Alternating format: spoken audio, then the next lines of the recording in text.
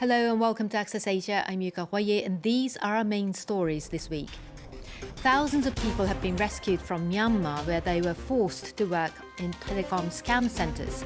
The large-scale crackdown offered a glimpse at how the country had become a hotbed for organised crime. Scores of false killer whales have been put to death after they were stranded on a remote beach in Tasmania. A total of 157 of the mammals were discovered, but bad weather conditions made it impossible to rescue them. And in the Philippines, one village is trying to stave off an outbreak of dengue fever by offering small cash rewards to residents who capture mosquitoes and larvae, dead or alive. In recent days, around 10,000 people of multiple nationalities have been freed from telecom fraud operations in Myanmar near the border with Thailand. Along with Cambodia and Laos, Myanmar has become a haven for transnational crime syndicates that take advantage of the country's political instability and civil war. According to the United Nations, hundreds of thousands of people are trafficked in the region and forced to work in the multi-billion-dollar illegal industry. Laurent Berstecker has more. They hail from China, Bangladesh, Brazil or Ethiopia and have just escaped from a nightmare. Their bodies battered and bruised all share the same story. Lured to Myanmar by the promise of a lucrative job, their passports were confiscated by criminal gangs who forced them to work in online scamming centers. When I reach the place we are, our camp, then I understand little bit. This is not right place. There's too much army. Why they have too much security guard? This Bangladeshi man says he had no choice but to participate in a variety of scams, often romancing unsuspecting victims online before asking them for money. Our work from the client, we make relation. Because we send message to client as a lady, not a boy. We make relationship with him. When client say, I love you, then we start wash his brain, how to get money. Refusing to work or failing to swindle enough cash would result in heavy physical punishment and torture. I receive electric shock every day. I receive punch every day.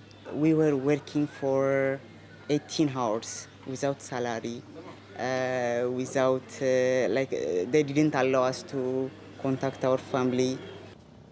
For years, criminal gangs have trafficked hundreds of thousands of people across Southeast Asia, according to the UN, forcing them to work in slave-like conditions in an industry that generates billions of euros annually.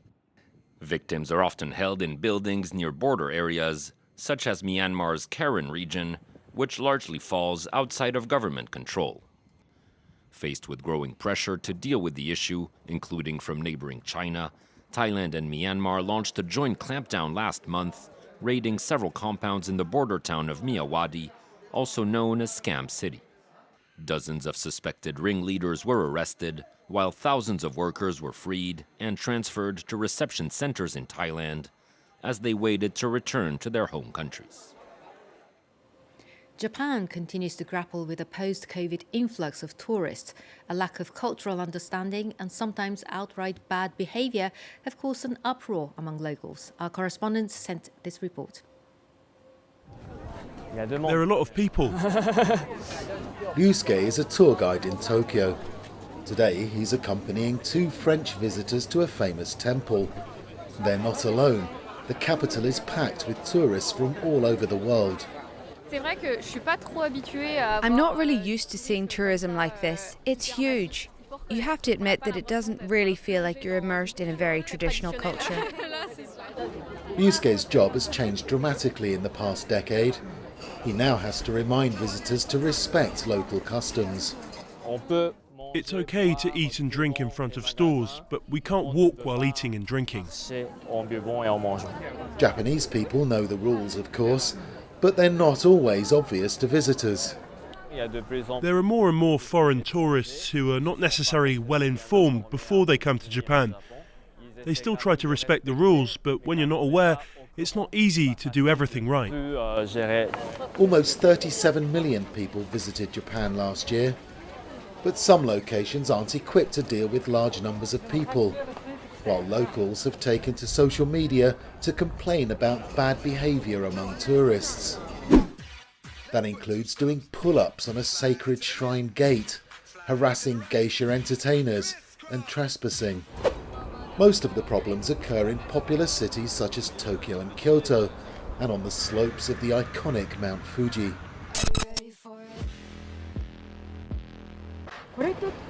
They take photos of themselves over there with the landscape behind.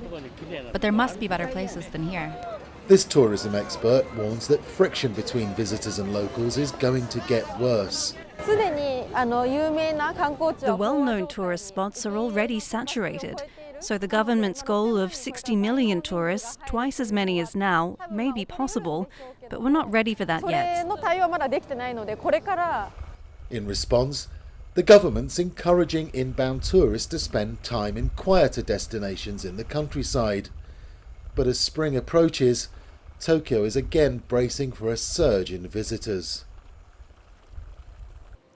Authorities in Australia euthanized more than 60 false killer whales after giving up hope on rescuing them due to bad sea and weather conditions. A total of 157 of those whales were found stranded on a remote Tasmanian beach, most of them still alive when they were discovered.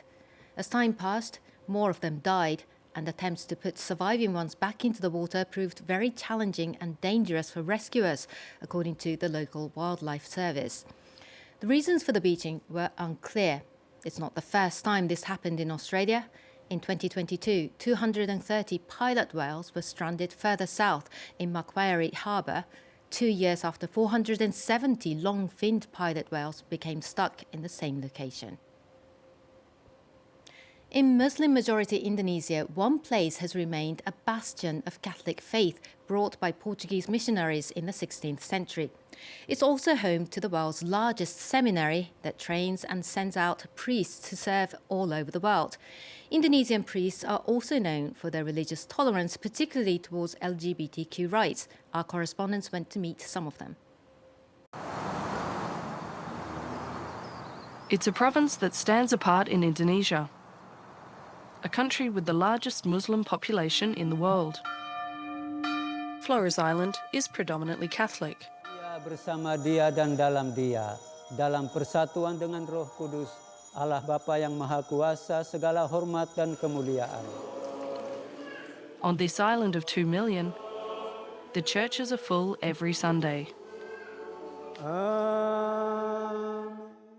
To be Christian in Flores Island is very important. You can see here that there are so many churches around. People live out their life, direct their life according to the Christian value. Colonized and evangelized by the Portuguese in the 16th century, Flores has always retained the Catholic faith, even after the departure of the colonial power. At a time when the rest of Indonesia was becoming Islamic, a treaty guaranteed the protection of the Catholic Church on the island. Today, Flores is unusual for another reason. It is home to the largest seminary in the world. Every year, 600 priests complete their training. No other institution on the planet can match that. Among the young men in training, Anthony Gaynor, local to the island, he has wanted to become a priest since he was a child. Becoming a man of the cloth is something that's ingrained in me. It was a no-brainer. I don't see any obstacles in my way, and I'm very proud of this choice. Like 5% of the students here, Anthony knows that at the end of his studies, he will go abroad.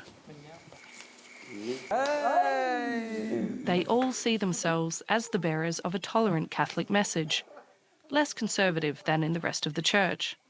For example, they are known for being more open to LGBT people. I think we have to look at members of the LGBT community as human beings like any others. We shouldn't look at their sexual orientation.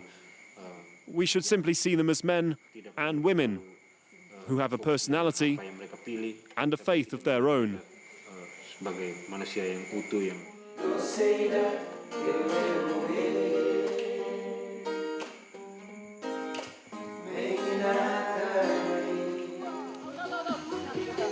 Since its foundation, the establishment has sent over 500 priests abroad. Once again this year, the world's largest seminary will send 40 of them to every continent. The Philippines is seeing an unexpected surge in cases of dengue fever ahead of the rainy season, with more than 28,000 cases recorded in the first month of this year. One village in the Manila region is hoping to limit the spread of the disease by offering a token bounty to residents for capturing mosquitoes. The unusual strategy comes after an outbreak in a nearby city resulted in 10 deaths. Health officials in the country, however, are skeptical. Outside the town hall in this Manila neighborhood, a small group of unlikely bounty hunters patiently wait to collect their reward. In their hands, cups and bottles containing mosquitoes and their larvae, which they're able to trade in for a few coins, dead or alive. I earned around 15 cents for the 45 mosquito larvae that I caught. With this, I can buy a cup of coffee. A symbolic sum and a playful way to help tackle a serious problem as the Philippines faces a spike in dengue fever infections. I've only caught a few, but that's already a huge help. These mosquitoes won't bite anyone now. We're not really doing this for the money. The real prize is to prevent children from getting infected with dengue fever. A tropical disease which spreads through mosquito bites, dengue fever can cause severe headaches, nausea, joint and muscle pain, and in some cases be fatal. The Philippines is currently experiencing an unusual surge in infections and has recorded a 40% increase in cases since January compared to the same period last year. When dengue fever began spreading to the densely populated Addition Hills neighborhood in Manila, a local community leader decided to help raise awareness through his Peso for Mosquito campaign. When I found out that dengue cases were rising in my district, with 44 cases and already 2 students who died, it caused alarm. I decided to launch this initiative, which can add to existing government projects. Health officials in the Philippines were less enthusiastic about the scheme. They said the best way to combat dengue fever was to clean up mosquito breeding sites, such as stagnant water, but mostly to seek immediate medical attention as soon as the first symptoms appear. And that's all for this edition of Access Asia. Thanks for watching, but do stay tuned if you can on France 24. There's more world news coming up.